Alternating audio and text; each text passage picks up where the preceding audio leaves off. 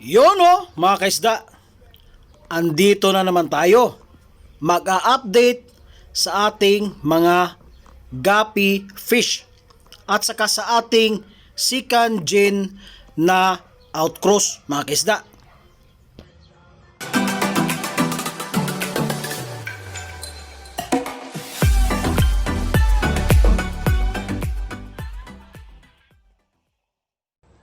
Good day mga kaisda. Good day sa ating lahat. So mga kaisda, for today's video ay mag-a-update po tayo sa ating mga guppy fish at saka sa ating mga outcross at inbred na mga guppies mga kaisda. So bago ang lahat ay magsha-shoutout muna tayo sa ating mga kaibigan, no, na laging nanonood sa ating video mga kaisda. So shout out kay Ruben Ramirez. So idol, shout out sa iyo idol. At shout out din kay Amoy Pedro. At paki-subscribe na din sa kanyang YouTube channel mga kaisda. At last, shout out kay Rose 23 TV. At paki-subscribe na din mga kaisda sa kanilang YouTube channel mga kaisda, no? So for today's video mga kaisda, ang topic natin yun nga, yung guppies natin na outcross na second gen at yung mga inbred natin, pati nang yung mga fry natin mga kaisda. So bago pa tayo magsimula mga kaisda, ipopromote ko muna ang aking YouTube channel. Kung hindi pa kayo nakasubscribe sa aking YouTube channel, please subscribe to my YouTube channel, like, share, and comment down below. And don't forget to hit the notification para updated kayo sa aking bagong mga upload na mga video. At kung gusto ma-shoutout mga kaisda, please comment down below mga kaisda. At kung gusto nyo ma-feature ang inyong barracks, punta kayo sa description mga kaisda. Andun po ang aking FB account sa baba. Pwede nyo akong i-PM or i-DM mga kaisda, no? So back to topic na tayo mga kaisda, no? Ang una nating i-update ay ang ating guppy koi. So as of now mga kaisda, yung guppy koi natin, yung mga female ay buntis yung iba. So merong isang female dyan na nag-drop. Kaso nga lang sa previous video ko, 3 lang po ang ating nakuhang fry. Dahil akala ko ay hindi ito kagaya ng mga albino. So mas matindi pala to, mas malala. Dahil sobrang agresibo mga guys, ano? Sabi ng misis ko na marami daw yung fry na yun. Kaso nga lang, hindi nila nakuha agad. Kaya, hindi tayo nagtaka, no? Na nakain talaga sila. So, ito yung fry nila, mga kisda. So, pagkabili ko, ito muna ang naibigay sa atin. Na drop, no? 3 piraso lang po. Pero hayaan natin, babantayan natin yan sa mga next drop nila, mga kisda, no? So, sa previous video, hindi sila masyadong nakikita. Pero, ngayon, medyo nakikita natin sila kunti, no? Mga kaisda. Medyo lumalaki na din sila. At saka meron na ding mga makakakain sila na madami, no? Mga kaisda, no? So yan po ang aking estilo pag nagpakain ako ng fry sa maliit lang na lagayan para mas lalo nilang at para mas madali nilang makita ang BBS mga kaisda, no? So ito naman ang ating second update. Second update. Ito ang ating yellow lace top sword mga kaisda, no?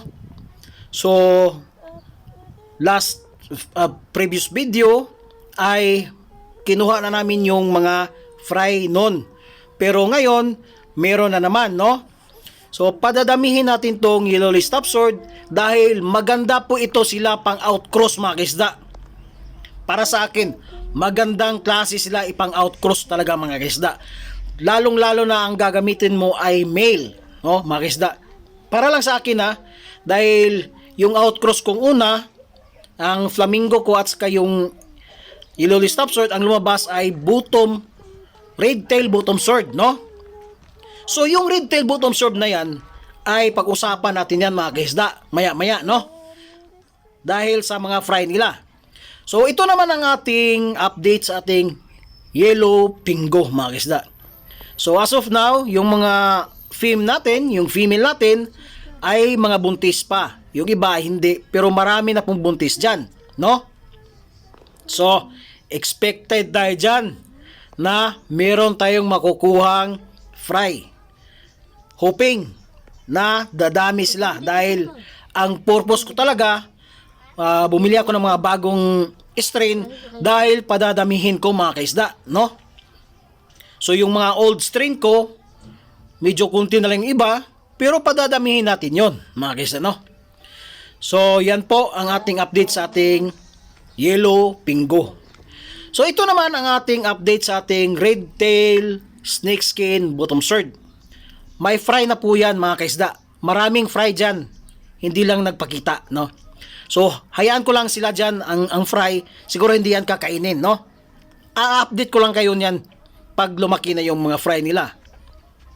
So, ito naman ang ating albino blue topaz.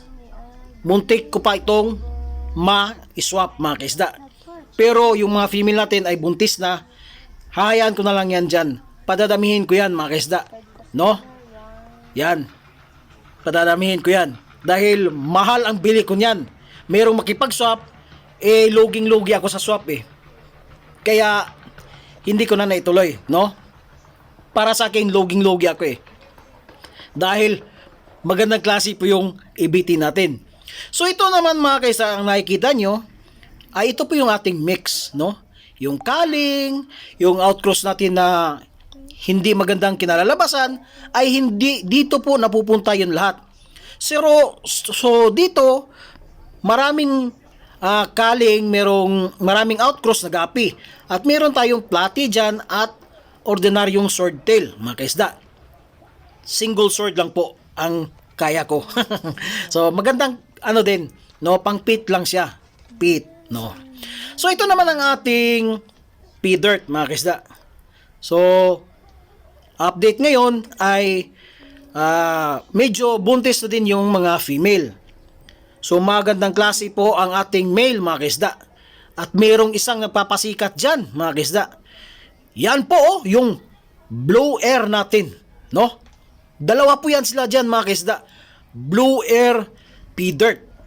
So sana makakuha tayo ng fry niyan, no? Yung breed niya, no? Sana dadami sila. Padadamihin ko yan mga kaisda. Sa totoo lang, yan po ang unang jubi ko dahil yung mga breeder niyan ay ubos na po. So yung breeder niyan ay binili ko lang po ng 50 per tryo, no? So ito naman mga kaisda, ito yung aking update ng aking flamingo, no? So nakikita nyo, parang 3 lang po ang female dyan. Halos mga male. So padadamihin din natin tong ating flamingo mga kaisda. So meron akong 2 trapan ng flamingo. Hindi sila gaano nagpo-produce ng fry mga kaisda. So hoping tayo dito, no? So kung meron bibili sa atin, yung hindi na masyadong nagpo-produce ng fry, natin yon, ibibinta or i-freebies natin mga kisda. So ito naman ang ating update sa ating yellow leaf stop sword na fry. So meron na pong isang jubi dito mga kaisda, male mga kaisda, no? So siya lang yata ang pinakamalaki dyan. Merong mga kaparihan niya pero siya yung may kulay na, no? Ang buntot. Nakikita niyo naman siguro nasa gilid lang, no mga kaisda. Yan po ang ating fry ng ating yellow lace top sword mga kaisda, no? So i-update ko kayo sa ating mga gapis, no mga kaisda. So ito naman ang ating red tail snakeskin bottom sword. So nasabi ko sa inyo, meron akong sasabihin sa inyo, no? Ang unang fry nito ay red tail, yung female, no? Wala pa akong nakikita ang male nun kasi ang naiwan is konti lang yung natira. Ito yung pinakaunang nag-drop, mga kaisda. So ang lumabas is mga female ang lumabas. Red tail siya, mga kaisda, no? So ang red tail snakeskin bottom sword 2 ko na inbreed, mga kaisda, may iba ding kulay. So ang original na ang lulo, kumbaga ang lulo nito, dahil second gen na po, ito ang first gen, second gen na po yung mga fry nito. So ang lulo nito ay top sword, ang male, 'di ba? Lulo kasi no. Top sword. Merong lumabas na yellow lace. Hindi ko alam kung double sword or top sword, mga kaisda. So abangan natin yun, mga kaisda, no? Ipapakita ko yan sa inyo sa next video natin, mga kaisda. Dahil nagtataka ako, bumalik siya sa dati, yung pagka yellow lace niya, mga kaisda, no? So hoping tayo sa isang red tail snakeskin bottom sword natin na andun sa aquarium, mga kaisda. Yung pinakita ko sa inyo na dalawang male at isang female na merong fry. So ito yung sinasabi ko sa inyo, mga kaisda, no? Yang isang male na yan ay yellow lace po yan, mga kaisda. Sinik ko na yan, pinakita yan ng aking misis. So ang isang male dyan is red tail. Pero hindi ko pa alam kung mag bottom sword ba siya or mag top sword. Dahil ang isa nito, mga kaisda, itong isang male na yellow lace ay parang nagdo-double sword siya. Parang pa lang, ha? May update kayo dyan sa akin. So ito yung sinasabi ko sa inyo na pangalawang drop ng aking red tail, no? Pangalawang drop yan. So mag-aabang tayo nito kung ano na naman ang magiging resulta. So meron kayong nakikita na yellow lace na male, no? Merong yellow lace na male dyan. Hoping ako na sana magiging bottom sword or double sword. Mas okay yun sa akin, mga kaisda, no? Dahil meron tayong bagong strain pag ganun. Pag mag bottom sword siya na yellow lace, meron tayong bagong strain. Dahil ang original breeder nito, yung lulo nila is top sword, no, mga kaisda? At saka flamingo yung mother nila. So ito naman ang ating metal red lace, mga kaisda. So nakakatuwa, meron na tayong binta nito, no, mga kaisda. Magandang klase po ang ating metal red lace, mga kaisda. Lalong-lalo na ang pattern ng ating male, mga kaisda, no. So ito yung ginawa kong breeder. Maraming fry dyan, mga kaisda, hindi na nakuha. So siguro dyan na lang muna lang sila. Yung ibang red lace ko na nakuha namin, yung mga fry nagiging jubi na ngayon, ay sinegregate ko. Kinuha ko yung mga male, mga kaisda. Ito po ang aking nasegregate, mga kaisda, no. So meron kayong nakikita dyan na mga kunting male. So sa next video dyan ay wala na po yan sila. Nilipat ko na po yung mga male dyan. Meron po silang sariling trapan ang mga male. Yung blacklist ko lang ang walang sariling trapan ng male. Yung yellow white kissy ko yung metal white kissy ko ay mayroong sariling male trapan, mga kaisda, no? So meron akong dalawang extrang crates dyan, hoping na malagyan ng trapal, mga kaisda, para mailipat natin yung mga male na mga metal black lace. So ito naman ang aking metal black lace, mga kaisda. So itong tubig na to ay hindi pa namin napalitan simula ng nagawa itong concrete pan ko. Magandang klase po ang ating male dyan, mga kaisda. So sa previous video ko, meron akong naipakita sa inyo na ibang klaseng metal black lace, no? Transparent po yung kanyang buntot, mga kaisda. Makikita nyo yan mamaya, mga kaisda, no? Pasensya, bulol-bulol tayo, mga kaisda, no? So, kinuha na namin yung pangit na mga male, mga kaisda, no? Dahil ang nag-pattern doon sa kanila ay kanilang fins or dorsal, mga kaisda. Yun lang po ang nag-pattern. So, ito na po ang ating metal black lace, no? So, meron kayo nakikitang isang male dyan, no, na transparent. So, sa next video ay wala na po yan. Tinanggal na namin, kinuha namin at nilipat doon sa lahat ng mga male na same tail niya, mga kaisda, no? Isa, dalawa, tatlo. Madami, no? So, mahina yung magandang klase nating male, mga kaisda, no? So, ito ang ating metal Waikiki. Ito po ang ating male. Yan. Diba? Magandang klase. High dorsal po yan. Magandang klase yan, mga kaisda. So, yung sa kabilang trapan ay marami ding male. Kinuha namin at nilipat namin dito. So, sa next video natin, ulit, marami na pong male dito, mga kaisda. No? Kung sino yung bibili, 150 per tryo. 150 per tryo. Metal Waikiki, metal red lace, metal black lace, 150 per tryo. Yan lang po ang aking release, mga kaisda. At may freebies yan na flamingo. May freebies yan, no? So, ito naman ang ating isang kabilang trapan ng ating metal Waikiki. 'Di ba? Sinabi ko sa inyo, meron pang ibang mga male. Nung previous, wala yan sila dahil maliliit pa. Ngayon, meron na, no? Kinuha namin yan at nilipat, mga kaisda. So, ito yung sinabi ko sa inyo na pinakaunang drop ng aking red tail, snake skin, bottom sword. So, dalawang klase yung male, female. May transparent yung yung tail niya at meron ding isang red tail.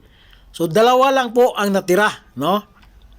So, red tail yung isa is jeans ng top sword, mga kaisda, no? So, siguro kunin natin yan at i-outcross natin sa ating second jeans din na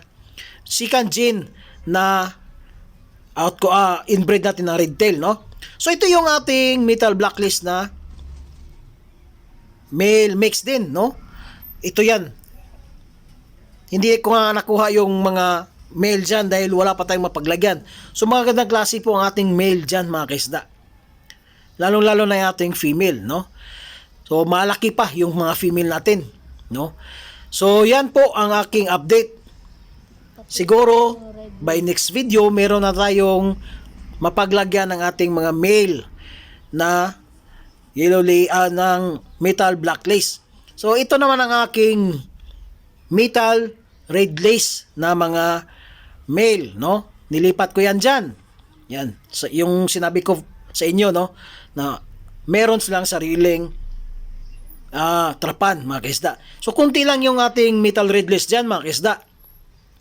So, sa kabilang trapan yan, nung pag mailipat yon, dadami na po ang male dyan, mga kaisda. Diba? So, yan po ang ating update. At dito naman, ang ating EFR, mga kaisda. Ito yung pinakamarami ko dati. Kaso, yung isang trapan ko ay naubos. Ang dami pa naman nun, mga kaisda. Ang daming mga potential doon. Dahil ang unang drop nun is pangit. Na mix po siya. Yung imbis na red tail, nagiging mosaic yung mga female, mga kaisda, no? So, hoping tayo na dadami ulit sila dahil buntis na din yung mga female. At ito naman ang aking original breeder ng HBB, mga kaisda. Marami pong fry dyan. Diyan na po lumaki. Yan, makikita nyo, no? Diyan na po lumaki. Pero ang original breeder dyan, ano lang sila? to tryo lang po mga kaisda. Yan. Tapos, madami na pong na-produce at meron na po tayong naibinta. So, ang HBB ko, presyo ng HBB ko ay pwede na din. 50, 60, 70, depende yan, no? Depende yan. Kasi unang binta ko is 70, 75 ang tryo mga kaisda. So, ito yung aking jubi na mga HBB mga kaisda. So, yan po, makikita nyo, HBB po yan. Maraming male, marami ding female. Malalaki po ang ating female, mga kaisda.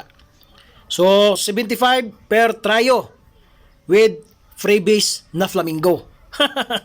With freebies pa, ha? Saan kayo dyan? Mura na nga, may freebies pa. Diba, mga kaisda? Magandang klase po yan. So, ito yung sinabi ko kanina sa inyo na ang second generation ng ating outcross. Ito yung fry ng ating red tail snake skin mutton sword. So, ito po. Diba? Nagiging red tail yung male. So, sa next video is maipapakita ko sa inyo yung kapatid nito na parang double sword na yellow lace. So, bumalik siya sa genes ng kanyang mother, no? Mga kaisda. Dahil yung gilid niya ay hindi na siya snake skin. So, ito yung sinabi ko sa inyo na napakadilim. May team na nga, madilim pa yung pagkakuha. Ito yung sinabi ko sa inyo mga kaisda na ibang klase ng aking metal black lace. Transparent lang po yan. Nakikita nyo yan sa previous video ko mga kaisda. No, naipakita ko yan. Yung transparent, dilipat ko yan dyan. Dahil wala naman akong magawa. O siguro, kung merong bibili ng mga kaling or mga outcross, tawag nila is chops, sali ko na din yan. Binta ko na din yan. Kaling yan mga kaisda, it means pure strain pa rin yan. Nakaling lang yan dahil iba siya sa original na forma niya, di ba? So ito naman ang aking double sword na to mga kaisda. Double sword, red tail, double sword mga kaisda. Yan po, meron ng fry. Hoping tayo na sana mag-stable po yung ating mga outcross. In-inbreed na natin. Sana mag-stable tayo dahil pag nag-stable yan, ang ganda, no? Ang ganda talaga. Mapapawaw ka or mapapasana all ka talaga mga kaisda, no? So, yan po ang aking update ngayon. Sa ngayon mga kaisda, no? Yan palang muna ang aking update sa aking maliit na Gapi Farm mga kaisda. So ako'y magpapasalamat sa inyo mga kaisda sa walang sawang pagsuporta sa aking YouTube channel, sa aking maliit na YouTube channel, sa walang sawa ninyong panunood mga kaisda. Ako'y nagpapasalamat talaga sa inyo. Kung wala kayo, wala din tong channel ko mga kaisda. So, sana madagdagan pa tayo, no? Ng mga viewers at saka subscriber mga kaisda, no? At lagi ko kayong i-update sa aking munting palaisdaan mga kaisda, no? So, ako'y magpapasalamat at kung sino pa yung hindi pa nakasubscribe, subscribe na mga kaisda, no? At ako'y magbababay na. Happy farming. Bye-bye!